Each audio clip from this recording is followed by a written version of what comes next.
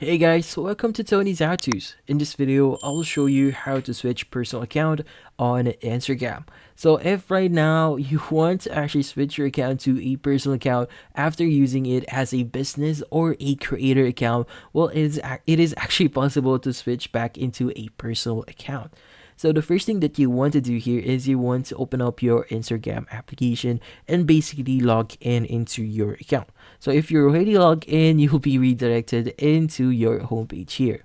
Now from your homepage, you want to click on your profile at the bottom right of your screen. And from here, you want to click on the three dash icon that you see at the top right of your screen. Now from here, you want to go to settings and privacy. Now, under settings and privacy, you should be able to see the section that says for professionals. So we want to click on the creator tools and controls there. Now from here, we want to click on switch account type.